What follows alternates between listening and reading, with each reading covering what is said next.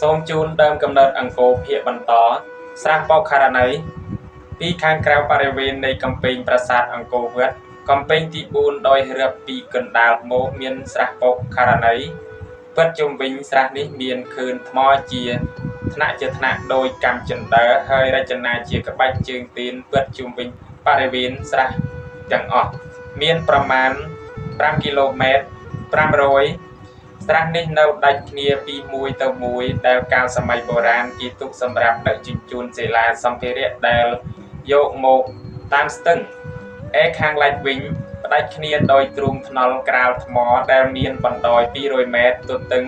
12ម៉ែត្រទ្រូងថ្នល់ចូលកាន់ប្រាសាទនេះត្រូវតុបតែងលម្អដោយសសរធំ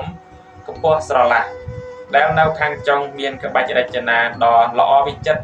ក្នុងពពុះសសរទាំងនេះមានសសរខ្លះមាននៅសេសសល់នៅឡើយជាពិសេសសសរបញ្ឈរនៅតាមខឿន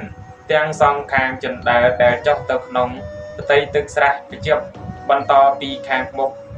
ទ្រូងថ្នល់ធំចូលទៅកាន់ប្រាសាទពេកខាងផ្លូវធម្មតាគេឃើញមានលានមួយរាងជាកាកបាទនៅអមសងខាងផ្លូវថ្នល់ចូលទាំងពីរមានបង្កាន់ដៃនាគដែលមានជើងទៀនរចនាជាក្បាច់ល្អសុទ្ធសាធ